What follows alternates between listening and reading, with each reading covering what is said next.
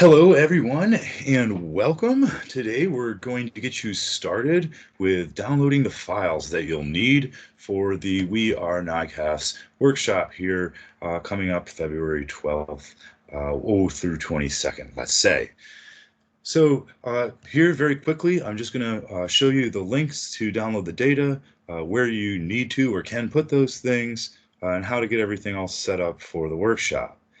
So I am here on the we-r-nycafs webpage. I'm on the Before the Workshops tab, getting started. We're going to go past all the software installation and right down to the good stuff, the data at the bottom. And you'll see here the last task that you need to do before we get together for the workshops is to download the workshop files.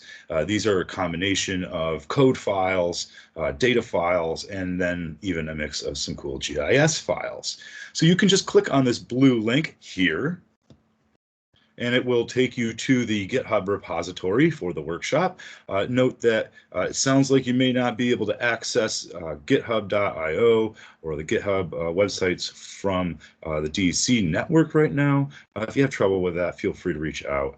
And we'll be reaching out to you, as it were. Once you're here, all you need to do is click the little download button, and this will either automatically go into your downloads folder, or if you're like me, you'll be able to choose where to put it. I'm going to put it right on my desktop for right now, and I'm just going to save it in this compressed folder called workshop files.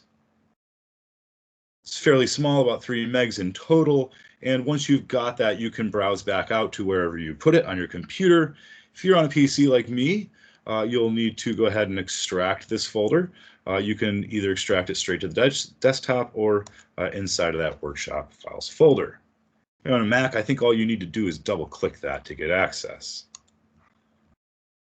Once you've extracted the files, you can open that in a file browser of your choosing, and you'll see that I've got a folder inside of a folder here. This is just because of the way the data files are packaged, but if you go in one more step,